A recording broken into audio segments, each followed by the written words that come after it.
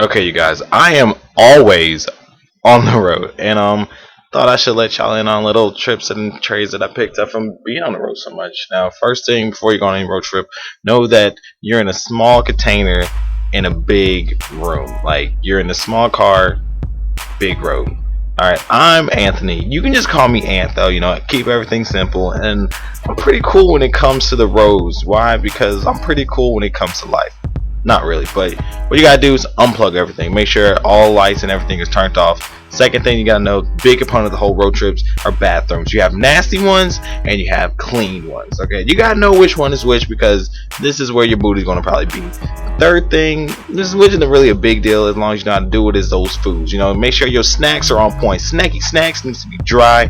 I'm talking about hard candy, usually gummies. I don't really want to see no eggs, beforehand. I don't want to see I don't know, you know what I mean. Anything that'll make you go poopy, don't be doing that. Nothing juicy. So really, fruits really shouldn't be on there. Shouldn't be seeing no fruit cups in the back seats. Fruit snacks though, that's a great compromise. But make sure everything's clean. All right. Then now these are just suggestions. You don't have to necessarily follow those three tips, but this is what happens when you don't. All right. First off, we're killing this road. You know what I mean? We're from Missouri, so we never seen the beach. So we got to Georgia, we understand that Savannah was 4 hours away. We was like, as a family, let's go. We start off great. We make sure everything was turned up in the house. We packed.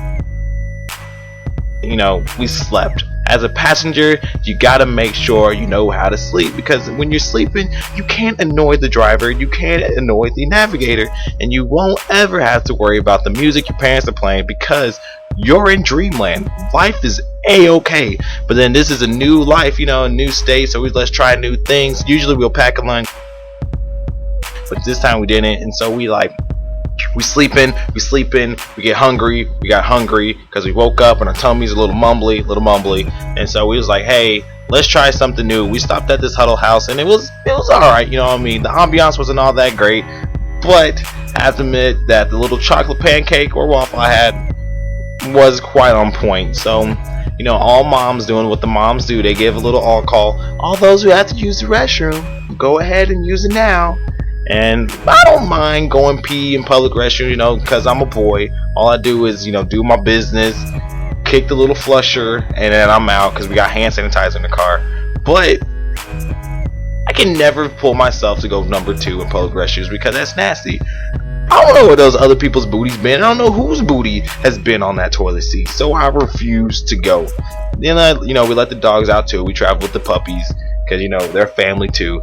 But I probably should have went because guys, when we got back on that road, when we was far enough away where we couldn't U-turn back, but far enough away from the destination where I couldn't just hold it, I realized you need to go use the restroom in public places when you need to use the restroom in public places.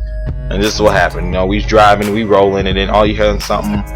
You hear a little gerber right in my tummy section, and I was like, let me hold it for a little longer. You know what I mean? I'm only like an hour out. I can be okay. But then it came back like a couple minutes later, like gerber, and I was like, let me just let out a little pressure. Let me get out a little gas. Sorry, family, hold your nose. But then they kept getting stronger, and they were getting closer together. There's like contractions, and I was about to give birth to this baby. So I'm over here just crying at this point. I'm like, Daddy, please help me get this up. We gotta go use the restroom, please. Help me out. And my dad, being the great dad he was, going 90 and a 75, Swerve was like, we gotta find a rest stop. We couldn't find the rest stop, but we did find a man's front yard.